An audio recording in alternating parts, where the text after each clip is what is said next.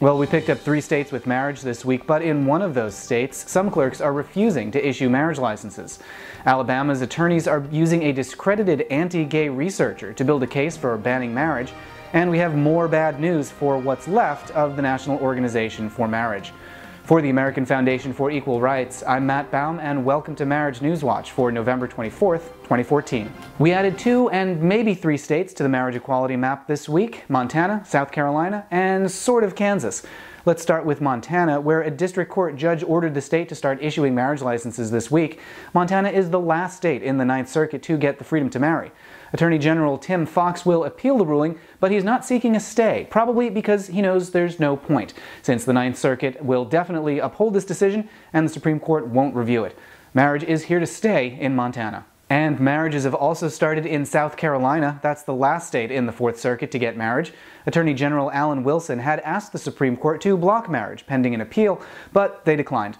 Wilson's appeal will still go to the Fourth Circuit, but they've already overturned marriage bans in neighboring states, so just like Montana, marriage is there to stay. Now on to Kansas. This is a tricky one. A district court judge struck down the state's ban, and the stay on the ruling expired at the end of last week. Some counties have started issuing marriage licenses, but others haven't, and state agencies are refusing to honor the licenses that have so far been issued because Governor Sam Brownback is appealing the decision. Kansas is in the 10th Circuit, where every other court has overturned marriage bans, so they have virtually no chance of stopping marriage at this point. Governor Brownback will lose his appeal, it's just hard to say when. A lawsuit in South Dakota is moving ahead. A federal judge there rejected the state's claim that the 1972 case Baker v. Nelson prevents a federal ruling. Just a few weeks ago, the Sixth Circuit cited Baker as justification for upholding a marriage ban, so it's a promising sign that the South Dakota judge rejected that argument. Florida Attorney General Pam Bondi has filed appeals in multiple cases to try to stop marriage. Her chances of prevailing are not great, but for now, marriage is on hold in Florida.